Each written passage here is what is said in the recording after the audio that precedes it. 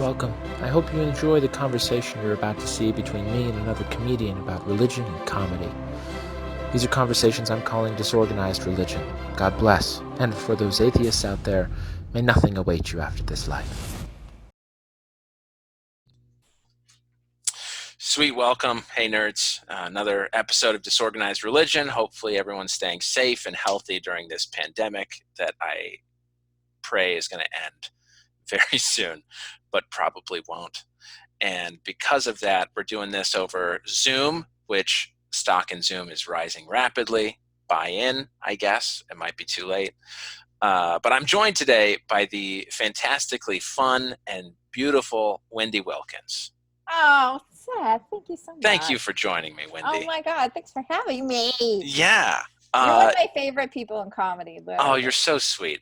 You are one of my favorites. There are some people that you get to know and it's like, I don't remember how we met, when we met, and it doesn't matter, you know? And there's some people where it's like, I should not have gone in there that day. Yes. And you are not one of those. I should not have turned and said, hey, hi. I'm Yeah. Worst mistake exactly. Ever. Well, how you been doing? How you holding up under the coronavirus? Well, I'm good because I'm a writer. And so, and then what I do to pay the bills is I work in television production. And so I get chunks of time where I work TV. Yeah. And then I get chunks of time where I take a break. And I just worked 8 months straight. So I was like, the week before this all went down, my job ended. And I was like, great, I can get back to writing. Right. Break time. Comedy together and start hiking again and just get my life back in order. And I was totally this was the year I was going to be on the road. I was going to be featuring. And so I was already planning a tour in upstate New York in the summer and all that. And I was like, getting ready, run, hit the ground running. And then this all happened. And I was like, all right, well, I guess I'll just be writing and working on comedy and hiking. And then the hiking got taken away. So now I'm like, running on Sunset at 11 at night because it's I don't know to anybody, and so it's just whatever. It's for me, it's peaceful. I've been saying I went through three years of being separated and divorced and having another relationship blow up in my face where I spent so much time alone and crying. This is nothing. This is nothing now. This is fun. You've been prepped. Not crying. Yeah, exactly. Total prep. Oh man, that's great. Wow. How are you holding up? We're doing well.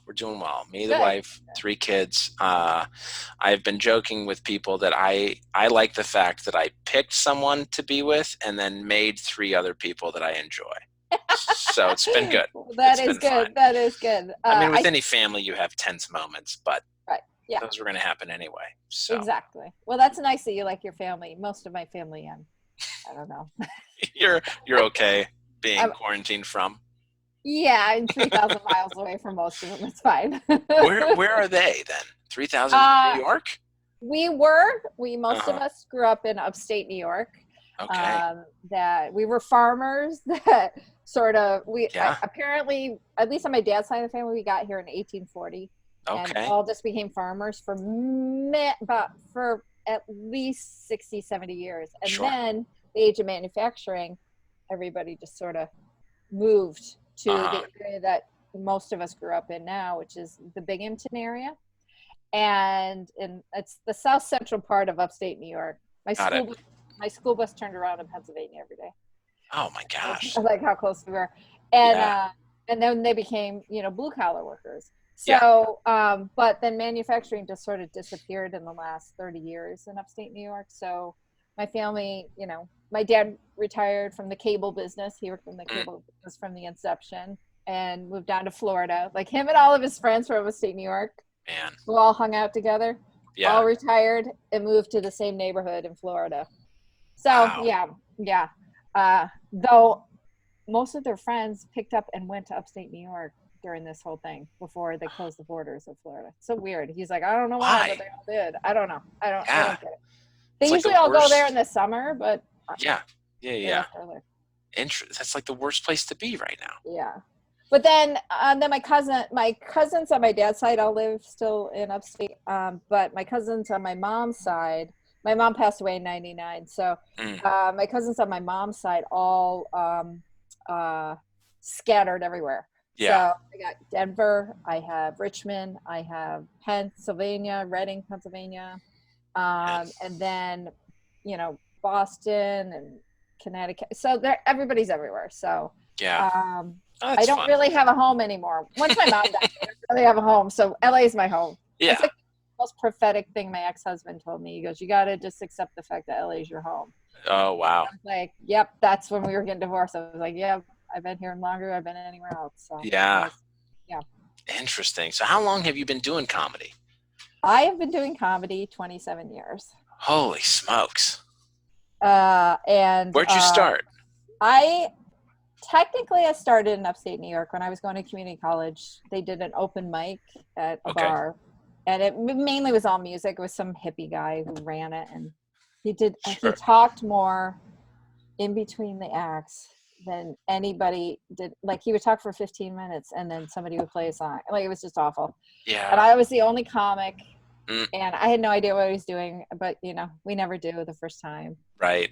And I did it, and and then he went on for 15 minutes from the stage about what I was doing, so Jeez. and so but there was one comedy club in our area. It was in like a big room at the Ramada Inn.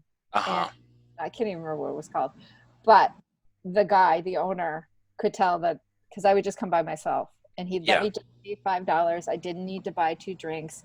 He told all the waitresses to leave me alone. I would sit in the front row and I would just watch. I saw Jay Moore, his first year he was doing it. Yeah. I saw Ellen DeGeneres came up.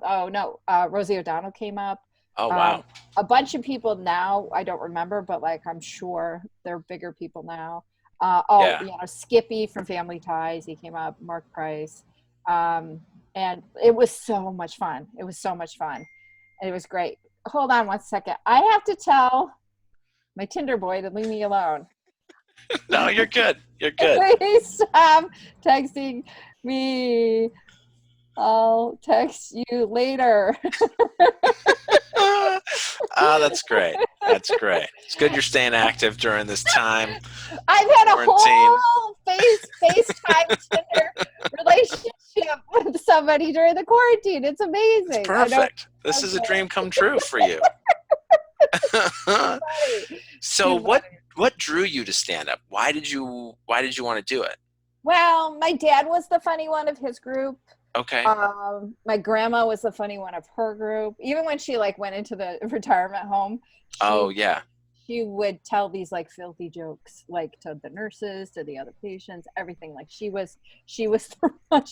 My grandma used to make. She was an artisan, very crafty, but she used to make chocolate penises and boobies, for bachelorette parties and different things. And I'm so glad it's for that and not just.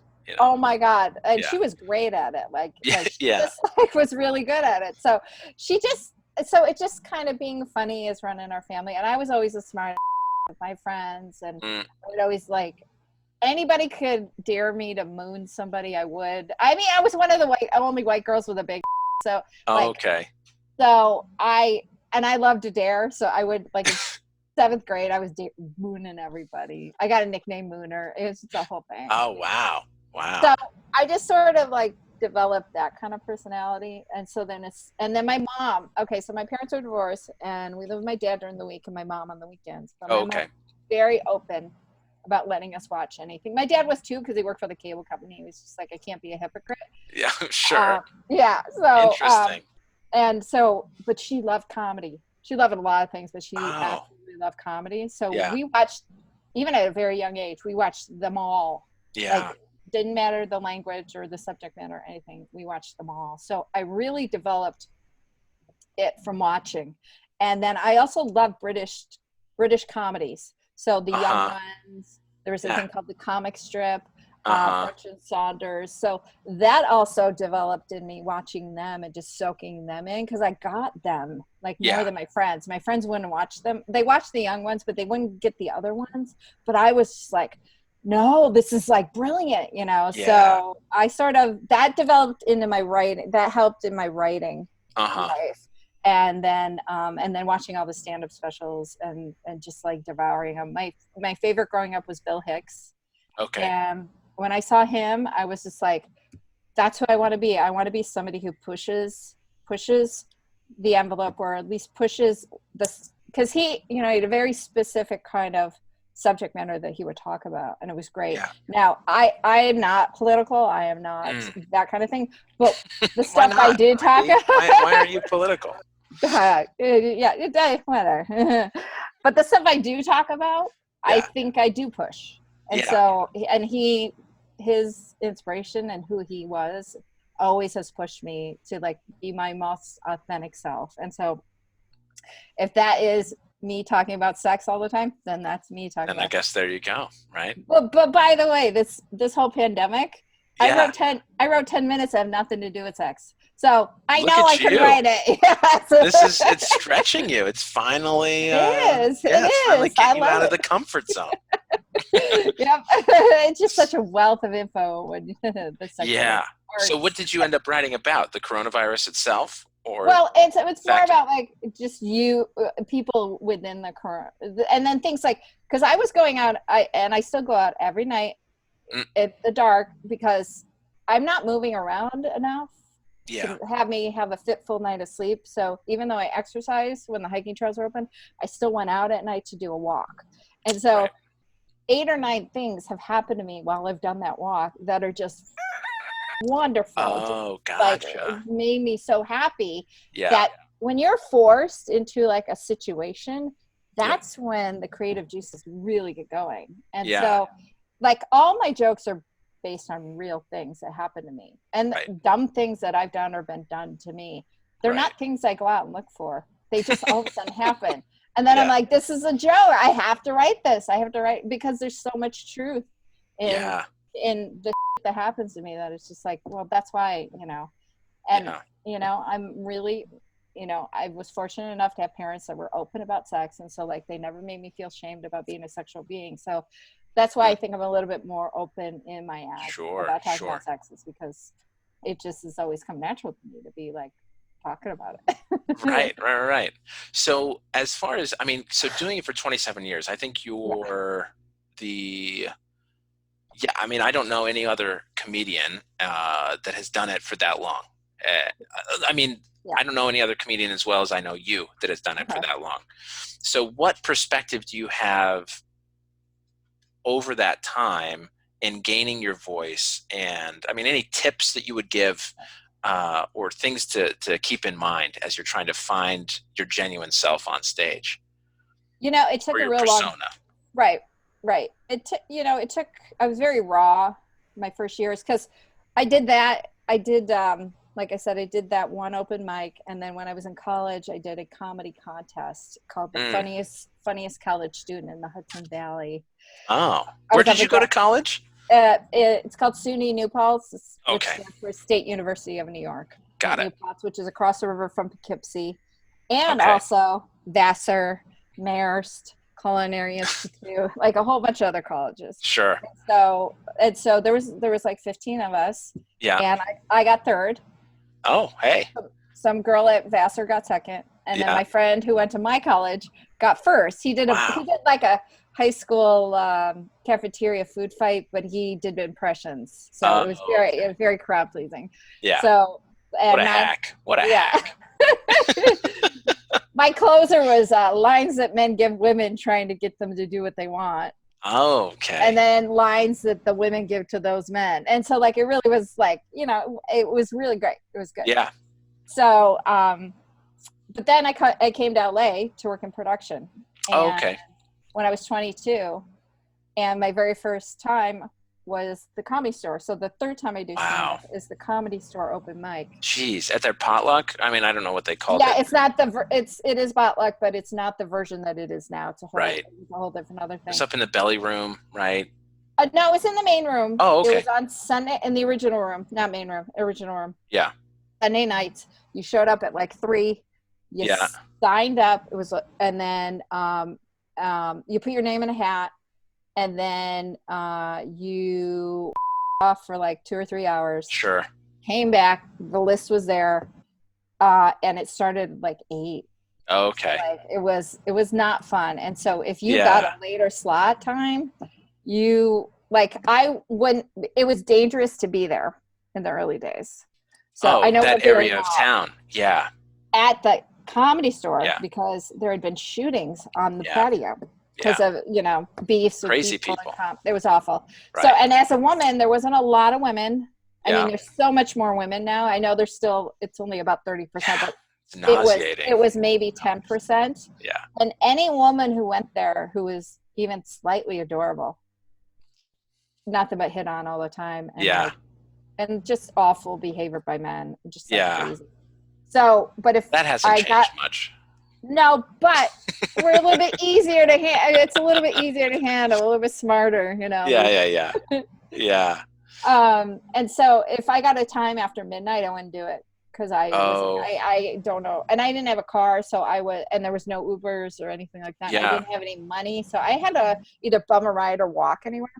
Yeah. So they would start at 8 and just go until everyone had gone up. Yeah.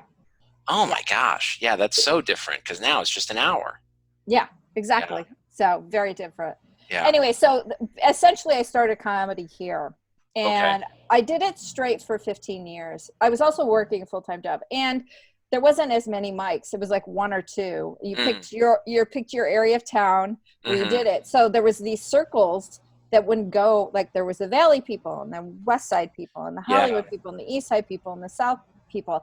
And nobody really, every once in a while you would like cross paths with them, but I wouldn't. There's a bunch of people I'm meeting now. Yeah. That did comedy back then.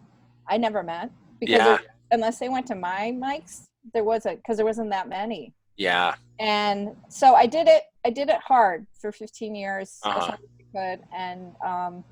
And then people either got married and were dropping out, having kids, or were getting jobs, performing jobs, writing jobs, and nobody was looking at me. Oh man. And about the same time, and I also got to a point where I'm like, who am I? I don't think I was as strong in my POV and who I wanted to be in my voice.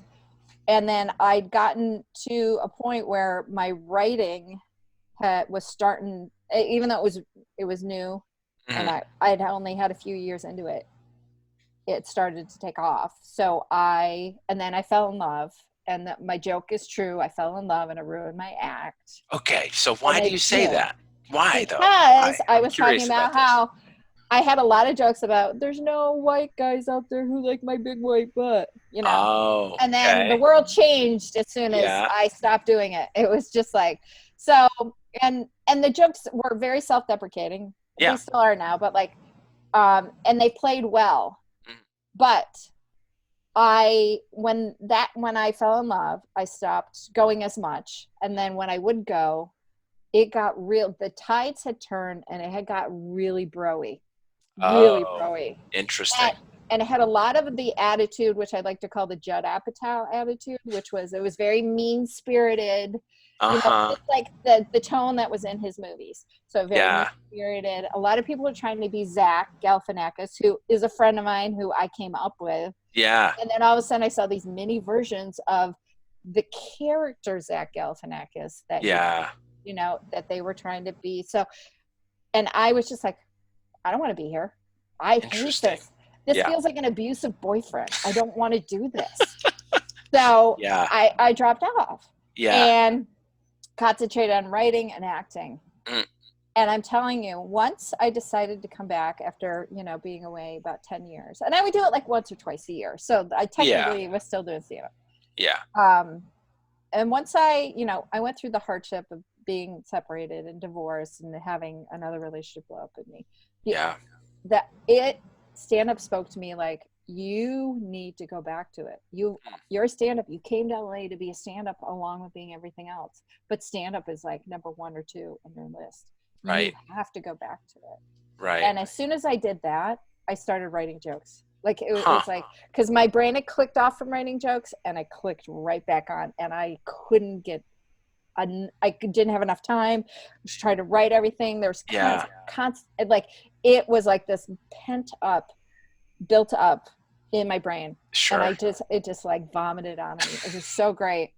And then Yeah. at the time I was like, okay, I'm ready to go back on stage, but I was working in Santa Fe, New Mexico on a TV show, the Waco miniseries, the second to last Weinstein Company production before they blew up.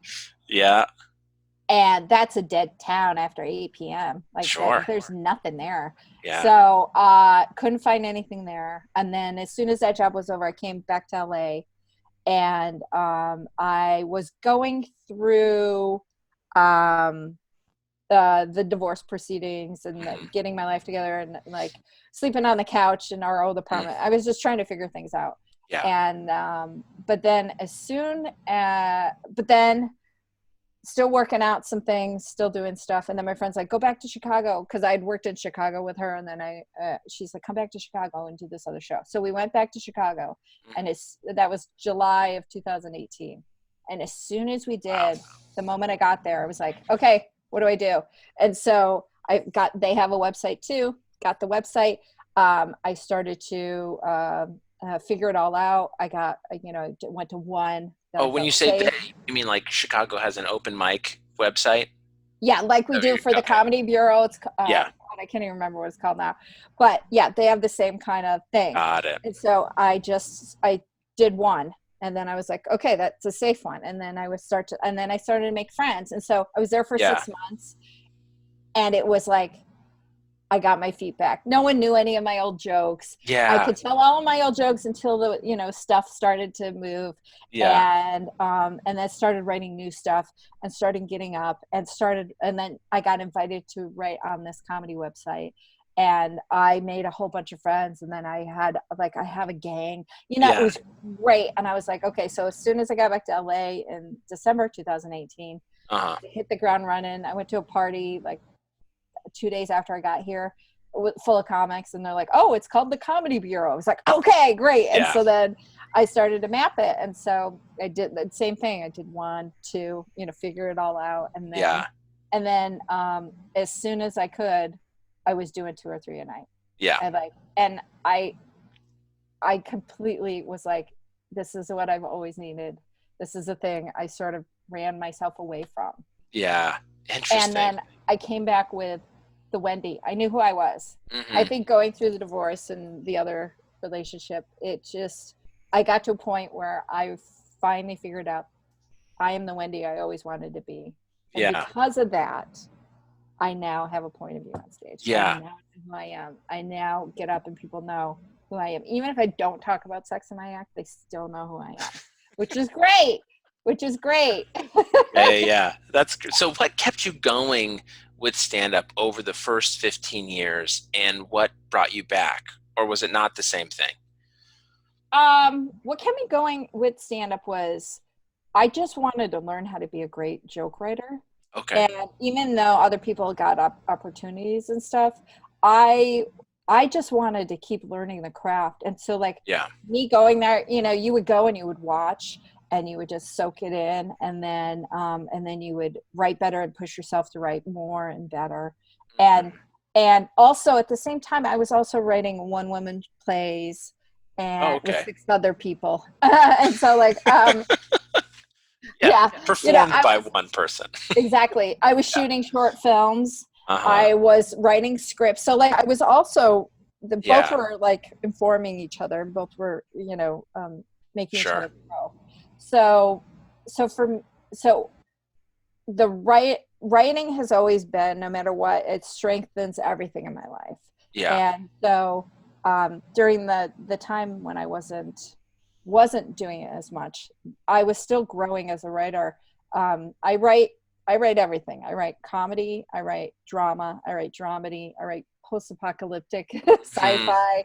I write whatever the story dictates. Yeah. And so I was still feeding the jokes. I was still putting all the jokes I write just in my scripts. So anything I would perform, I would just put in my scripts. And then when I came back, it was as if I didn't need to hide.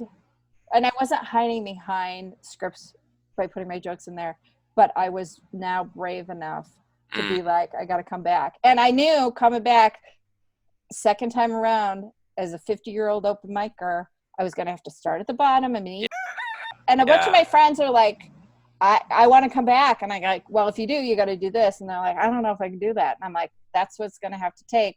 Yeah. But it's the best decision I ever made because I gave myself just a little bit of goals. Yeah. And I'd say, okay, in this next 6 months, I want to do this. And within 2 months, I was doing it. And then I'm like, okay, in the next year, I want to do this. And within 6 months, I was doing it. So I knew I had that 15 years of study. It was just dormant and waiting until it could just explode again. Yeah. So do you feel like you've been guided along this journey at all? Or is it sort of just Wendy's doing her best? I know where you're going. We're going to transition to religion, spirituality very soon. Right. I figured this would be a decent segue question. I do believe in the natural forces of Mother Earth, who does actually, I think there's a lot of randomness in life, but I also think there are reasons for things that happen.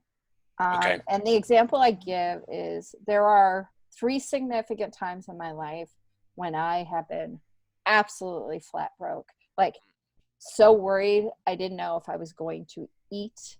I didn't know what was going to happen in my life. And literally it was the kind of moments where you know that $20 will change your life. Right. And every time I've found $20 Interesting. on the ground.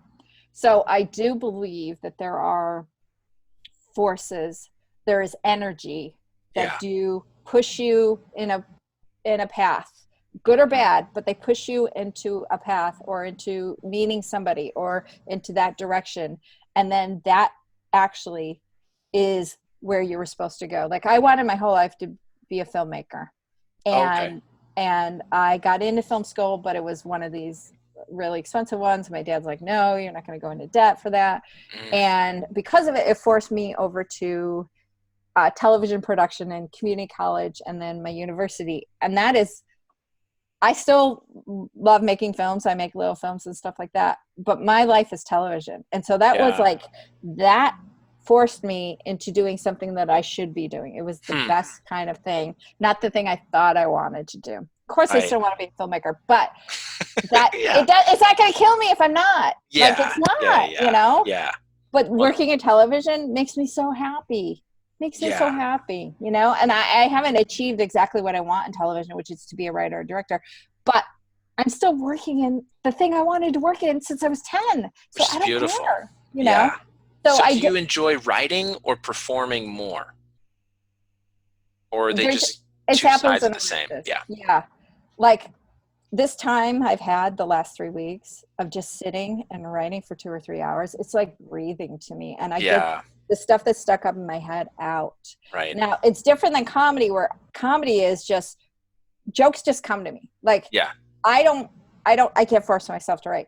I just like, I'm walking and then all of a sudden, and so I have to type it into my phone or whatever. So that's that is not something I can plan. Whereas I can plan writing a script. Sure.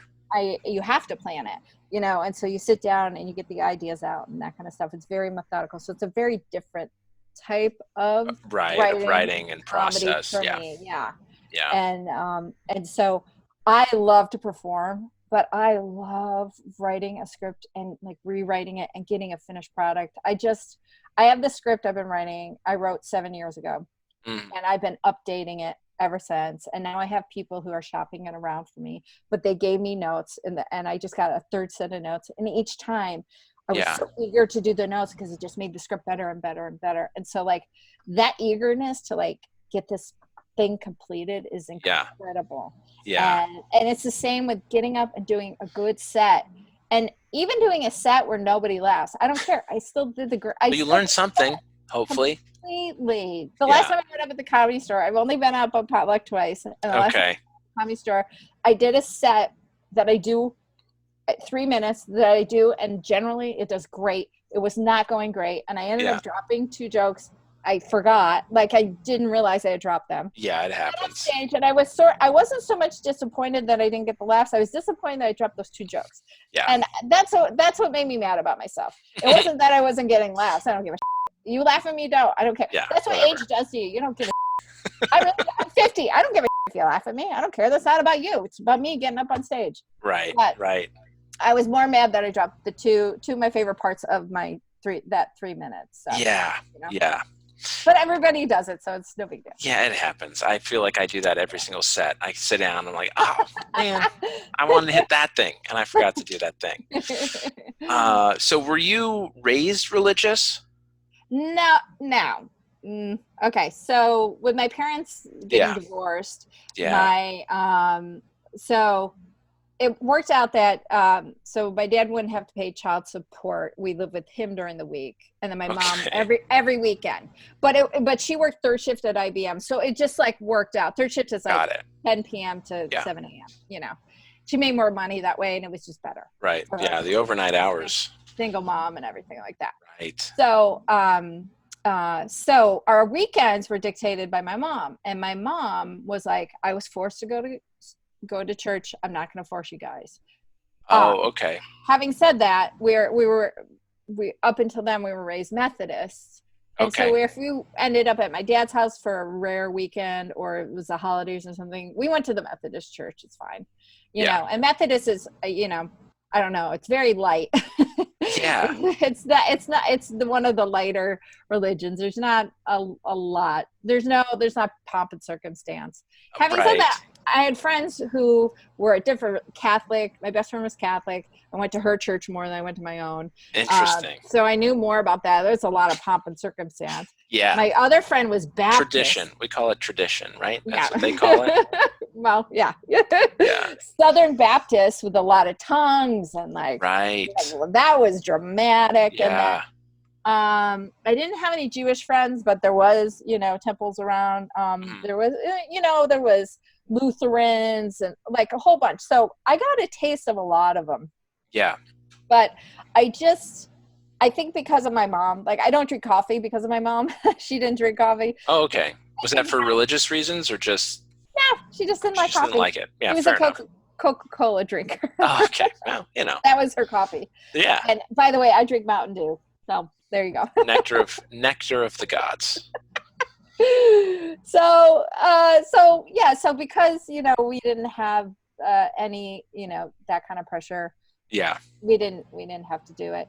I will say this, I was like 7 and I think my parents were separated and we'd gone to the laundromat. And it was back during the time when you didn't bring a ton of stuff for your kids. You didn't bring anything for your kids to occupy your time for a laundromat.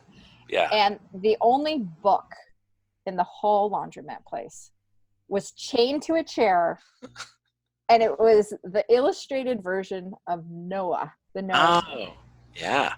And so, like, okay, I'm gonna read it, you know. So I'm reading it, and I remember just like, Mom, how could they have? And she's like, I don't know. And then I turned to the next page. I was like, Mom, I don't get it. She goes, I don't either. Don't worry. And that's the moment I realized I became an atheist. I was just like, yeah. Okay. Me. So, and not that I wasn't open to it. I'm like, I'll listen. I'll hear anybody out. But it's just not something that my brain ever like needed. Yeah. Yeah. Fair enough. But you also talk about sort of forces that lead us in directions. So for you, I mean, what do you mean by that? Is that like a higher power or is that, I mean, yeah. To me, it feels like the energy of the earth. I'm very much rooted. I'm a Virgo. I don't know if that means anything. It's nothing to me, but yeah, go on. I'm a Girl Scout. I'm very much a tomboy. I'm very much connected to dirt and earth and that kind of stuff. And I come from farmers. So for me, when I feel the breeze or it snows or it rains or something, that all makes sense to me. That kind of energy, and also by people, the kind of energy you give out is the kind of energy you give back. So it's more about the inner beings that are walking around. Did you ever see that movie Midnight Express? No. Oh, okay. So I can't ruin it, but all right. Everybody has like a light, a light that's in them.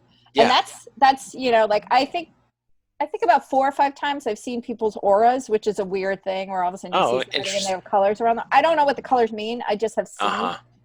So I do think we all have that capacity to to understand everybody's energy. And that energy is what like kind of flows through population in the earth. Got it. I do think how you treat the earth and how you treat other people is a reflection of what happens in your life. Mm-hmm. So for me, it's not necessarily a being, it's the kind of scientifical natural forces that are around us. And then it's the kind of spiritual energy that we as people, which can be measured. You know, you meet a rotten person, rotten things sort of like surround them. You know, Yeah, I guess yes and no, right? I mean, I know there are a lot of rotten people that do get good things in their life. But, yeah, or that have good things happen to them, right? Yes, but in the end, I think the cumulative part of when it God judges them. Okay. So I think my problem with the whole God thing is Yeah. that it's the afterlife. It's like everybody's worried about what happens when you die, and I'm like, more people, almost everybody, needs Yeah. to worry about what happens now. Of course. You know, But for me, those ideas are linked, right? Depending on how we do here, sort of dictates or influences very heavily what happens after. But So for there me, are it's the so same many people are like, oh, I just have to worry about the afterlife. I don't Yeah, have to I worry mean- about now. They forget that, you know, from your point of view, they forget that they need to be good people here. There's so much hypocrisy Yeah. that's connected with everything, but Sure. a lot of it, I see it so much with religion, even now with the whole way the world is. It's just, it boggles my mind, you know, like how can you be that way? Because I just think we're born inherent to be good people. And Oh, okay. forces in the world like dictate, like I fight some pretty hard things that I learned growing up from my family that I don't like, but I fight them to this day because I know that they're not right. Sure. You know, even though I inherently have it in me because I learned it. But Sure. Right. you know. Right. So do you believe in a spirit or a soul, something eternal for every person? Or what? Not eternal. Okay. I do believe that we all, what we call our conscience and our Mhm. soul, is about now and our lives, and that is what we have to constantly talk to. And when I was not very good for myself or doing very good things for my relationship or stuff like that, I very much hurt my soul. And so the healing that I had to do within myself and the penance that I had to do for myself, it was all me. I had to do it for me because I had to heal my soul. Like my ex-husband was very much like, you need to forgive yourself. And I'm like, I will, but I need to also be held accountable. I had to hold myself accountable. So that's my soul trying to fix itself so that in the world, I give out that energy again that I once gave. Yeah. And once I did heal and fix that, that's really when I started doing comedy again, and it has come back. And so like there is a cause and effect when you do that kind of stuff. So when you talk about those kinds of things, in my mind, I go straight to this sort of vague idea of karma. Is that what you're talking about? Is that sort of the same idea, or? I had always heard that karma, what you do now, is a reflection of what's going to happen to you in the afterlife. And too many people mistake it as what you do now will happen to you later now. Yes, exactly. Yeah. So the idea of karma is interesting. I guess it's just a different version of what I'm saying. The second thing that I'm saying. Yeah, the more like lay person's interpretation of karma. Right. Yes, exactly. So that in a sense, I believe in that sense, the karma sense, in the sense that, what you do now will reflect, Yeah, what goes around comes around. Exactly. Yeah. Like I started working in television production 27 years ago, and I did a lot of jobs, and I met a lot of people. Yeah. Whenever I would do something independently and I needed people, I could call up those people, even though I hadn't talked to them in 15 years, or if I hadn't worked with them in 15 years, and say, hey, can you help me out? Every one of them said yes, because I was a good person and I always was nice and caring, and like I got stuff done, and I didn't abuse that, and I didn't take anybody for granted. And if somebody said, can you help me? I'll help you out. It completely happened. There's tons of people though that said, oh, will you help me out? I'll help you out. That didn't help me out. Tons of people. And I remember them. And a lot of them are comics. And you wrote them down, and they're on a list. They're on a list right here. And if I ever did make it where I had a position where I'm going to hire people, I know those people are going to come out of the woodwork, and I'm going to be like, I'm sorry, I can't help you. Yeah. Because you just used me. And that's fine. You can use me, but I am not going to reward that behavior. You're not just going to do what they did. Why be honest with them? Why not just say, yeah, I'll help you out, and then just never talk to them again? Because that to me is dishonest, and that's bad energy. Well, what goes around comes around. So do you okay, so you talked about being atheist. So do you believe no God, or are you more agnostic? No, I believe no God. I was agnostic for a long time, but I believe no God. Yeah, and what pushed you from agnostic to atheist? I think it had everything to do when I've had lady part issues. I've had a tumor and a cyst and a fibroid taken out of my lady parts. Yeah. And each time, like I'm like, people are like my dad and other, people are like, well, God has a plan and all this other stuff. And I'm just like, I didn't, every time I was just like, no, this is just something, I was just born with this body that likes to grow things, whether it was environmental, because we're a very industrial area. So there was a lot of environmental like poison. And all the cable TV you watched. Or it was just like the stuff that like, it's generation after generation, and it just finally blew up with me. So I've never had any kids. I've never been pregnant. It's just, I can't, I haven't been able to since I was 25. And to me, it's like, oh, it's not really a plan. It's just a lot. It's just what my body does. And so in a sense, it's like I made it through and I got through it. And it wasn't about prayer. It wasn't about that, but it was about me going, I can get through this. It's my positive energy. So to me, God is your inner conscience. So that's what I feel like it is. And also just growing up and being older and learning stuff and seeing how corrupt people use the term God and who that person is, it just disillusioned me to the point where it's just like, that's not something that I can even believe in. That version of it. And I'm glad people have it for whatever reason. You can believe in whatever you want. I don't care. Sure. Yeah. It's just not something I need. I need me. Right. Yeah. No, fair enough. And I mean, as a religious person, I also dislike when people attribute negative things to God's plan. Right. Because in my mind, I'm on your page more so, where it's like, I think it's just environmental issues or, bad genetics or whatever, right? Just bad luck. I mean, who knows? But I don't think God intends for us to have trials most of the time. There might be some things. I would be willing to say there's, a small percentage maybe of everyone's life where it's directed by a God. That's like, no, I want you to learn something. That's why you're doing, that's why you're going through this. But I think it's so rare. Yeah. I mean, there's just too many people for there to be one person dictating that closely to everybody's.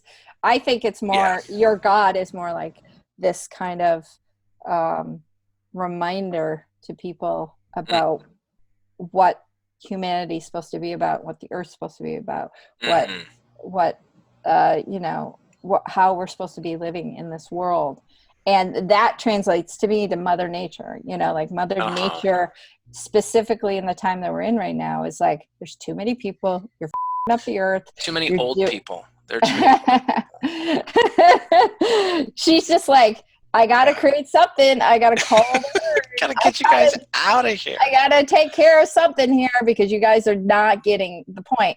So, and that to me is more, that's science-based. You know, they can track exactly these two things that got together that created this thing. A bat in a Chinese open market. That's what happened. The anteater thing. So, And that lady who's patient zero, she's like, oh, I shared a bathroom with one of those wild traders. It's like, yeah, you're not really patient zero. It's whoever the quit who thought that was a good idea. All sorts of, anyway. Yeah. Anyway, too bad. So you mentioned that you're a Virgo. Do you believe in astrology? Only your sign. I don't understand anything else. You grow up your whole life going, oh, you're a Virgo. But there is some things that it's like you're supposed to be close to the earth. You're supposed to be very natural. You're supposed to, I don't have any plastic surgery. I don't. These are D's on their own. Oh my gosh. You're just supposed to be, you're just supposed to be sort of centered. It's an earth sign. Got it. So for you, it's true. And yeah. So, and organized, that's another thing. And I'm a loose Virgo. I'm like, I love a mess as long as I get to clean it up. I don't mind making a mess. Yeah. My stepmother was a super Virgo, and she could not stand a mess no matter what. It drives people crazy sometimes. So living with her was a little bit annoying. Interesting. But, but I just know the stuff for me. I don't know anybody else's. I don't really, get into that. It's not my thing. Yeah. Well, fair enough. All right. I want to give you. No, sorry. What? I didn't mean to. I do believe in the seasons, like fall, winter. Those happen. What do you mean you believe in them? Well, the pagans they celebrated the seasons. Oh, okay. So that's Christmas came, they ripped off paganism. Yeah, and right. Then, emperor. And like Easter, they ripped off paganism. It's just like certain. Well, that was Constantine trying to bring different cultures together. Right. Yeah, of course. He was no, let's take a little bit of the religion, a little bit of the pagan, and we can all celebrate Jesus and Christmas together. Right. Exactly. So, but they really they embraced what each season did, and so that's sort of what I like to do each season. I like to embrace what it is about and honor that and the connection to the earth and it. Oh, okay, gotcha. So do you go crazy at solstice or no?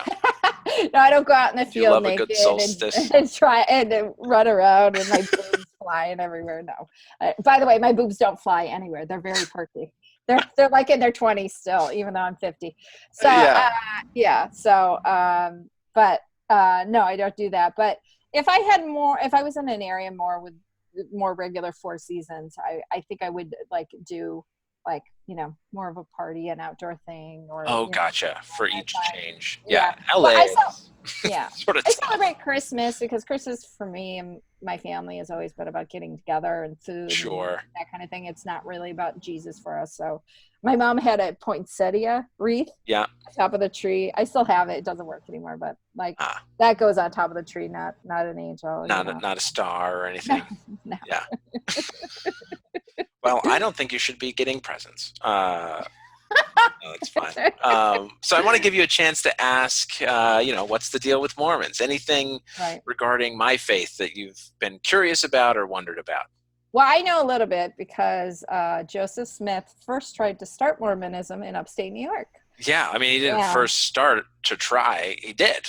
Yeah. He did, and then he got kicked out. And then he got kicked out. 1830. Yeah, then they got kicked out of New York. And anyway.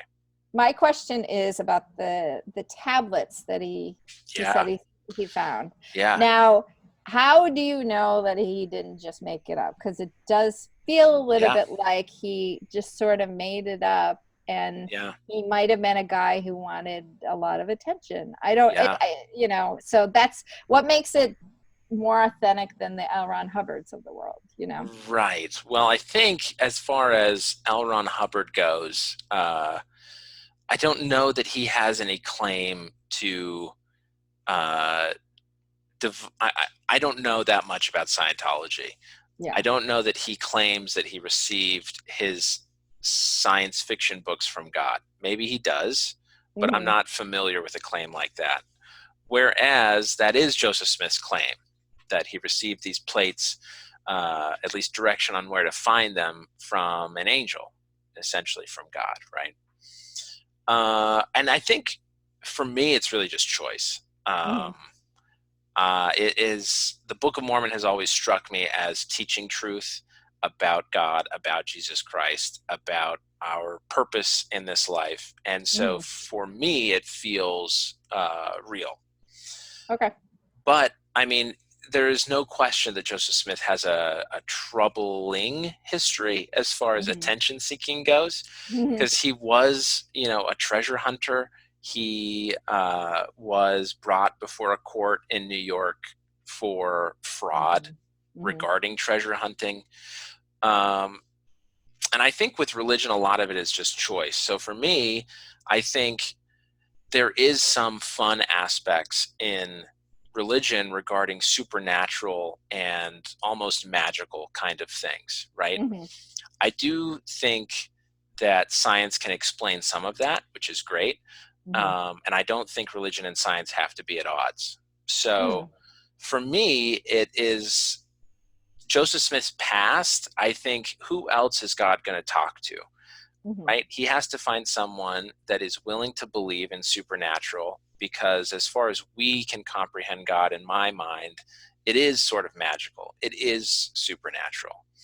So it makes sense to me that he would find someone who already believes in sort of this more mystical side of our existence, and communicate with him through things that were pretty common for those who believed in similar things at the time. So a lot of people believed in these seer stones and, these sort of magical treasure sticks in upstate New York that Joseph Smith was using, right?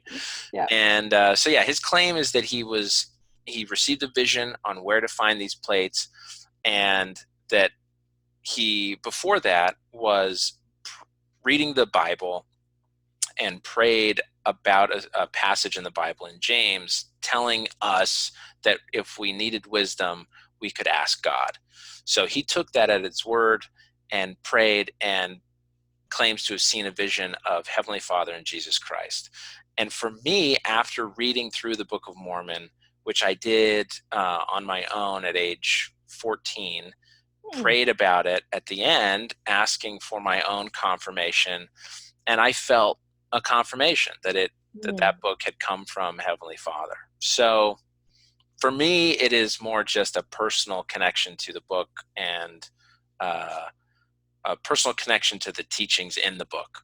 So no, I mean, I don't have any proof that Joseph Smith didn't just make it up. There are all sorts of reports, and Emma, his wife, I guess really technically one of his wives, his first wife, talked about him being almost illiterate. I mean, he was not a very well educated person,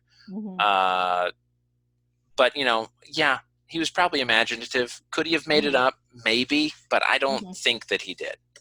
And there's really not, I don't think, a better answer I could give, because there's just not proof, I don't think, one way or the other. Well, I think that's true of everything. It's what you believe. Yeah. And my mom, even though we didn't go to church, she was huge in science fiction and the supernatural. Love that stuff. So yeah, that was her religion, Yeah, interesting. Wiccan or no. Okay, but not quite sci-fi. that far. Not quite sci-fi, that far. like Dark Shadows and Logan's Run. She read all the book. She was a voracious reader, and anything sci-fi, anything out of the ordinary, anything that was different about supernatural myths and stuff. I'm so sorry. Gross. You're sick. You've got it.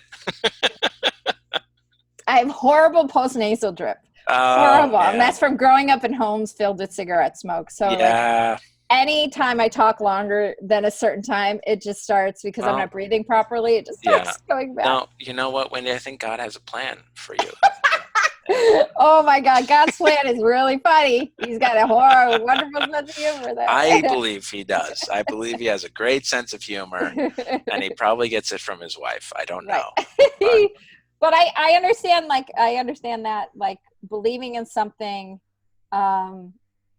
reading about something and believing in it, even though it's not the most popular thing, or Sure. it may be very far-fetched or whatever. So there's plenty of things that, you know, I believe in that most people be like, Yeah, well, and see, that's why I don't judge other Yeah. people who believe in crystals, And whatever, right? It's Yeah. like, okay, as long and as I you're, don't judge. Yeah, go ahead. Yeah. Go ahead. no, I appreciate it. Yeah, you know, like, I think what bonded us was the fact that we're two kind of square comics, meaning Right. we don't do certain things Sure, off the sure. stage, Yeah, and we don't. It's just not in our nature to do that, and Yeah. And so, like, when there's not that, it's an evenness. right. There's like a base, and so, like, I think that's why we were able to have like these really great conversations while we were waiting in line to like sign up Yeah. for potluck or something. Yeah. You know, like, and that to me is the most important thing, is connecting with other people. Yeah, And I think what you're talking about is that you have a connection with what you call God, right. and then the Mormon religion. Right. And that in itself is just as important as people having connections with each other. So there's no not one doesn't outweigh the other. It's just as important. And so that's good that you have that, because I feel really connected to like the earth and like how that kind of happens, you know. And I believe completely in that. Most people are like, you know, and I'm just like, but I believe, you know, that's kind of how. And by the way, it works in my life. So if that works in your life, that's all that matters. And there you go. Yeah, whatever can make us be better people, right?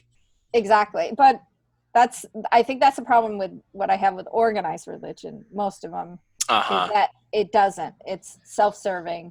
It's really just to keep the religion going and keep people under their wing and the money coming in, and not really about what it's supposed to be about. I mean, I think every religion suffers from that. I think every ideology can suffer from that. But I think that's when it's done wrong, right? And when it's being run by imperfect people, which everything on this earth is, then that's just going to be sort of a unfortunate negative. Right. You know? Exactly. But anyway. Well, anything you got? You're the coolest Mormon I've ever met. Hey, thanks. Thank you so much. I want to give you a chance to... What? Oh, I was just going to let you plug anything you got going on. Oh, I know, right? In this time, in this pandemic time. Jeez. And I'm amazed that you can go through life without swearing. I will give you props for that, because I cannot do it. I want to be genuine and honest. I have 3 children and a terrible temper, so I don't go through life that pure. Okay. But on stage, I try to be pure. Well, good for you. Than I am in real life. I try not to be pure in any part of my life. Well, at least you're genuine. You can always get me on my Instagram. That's where I'm always posting, not only when I have stage time. I'll put that in the show notes, but it is what? At Wendy Jean, WendyJean. I do fairly well in the script competition. So I semifinal or final. Wow. Sometimes I win. And it's been nice. I won a couple of things. I'm still waiting for them to repost on their website. I don't know why. They have plenty of time now, but they haven't done it. Well, but if you really want some good post-apocalyptic kind of fun entertainment, I took a pilot that I wrote and made a radio play out of it about 5 years ago. Oh, fun. It's on YouTube. It's about the start of the Second American Revolution in Los Angeles, and one of the complex that like bands together to survive it. And it's called One More Day Radio Play. Based on Les Miserables. It's one day more, but anyway. One more day. Cool. And I have like 34,000 listens on it. So wow, hey. So Doomsday Preppers like it. But it's an interesting listen. It really is. And there's a couple of things that I get right that are happening now. So that's fun. Yeah. And there I wrote you it go. A while ago. So.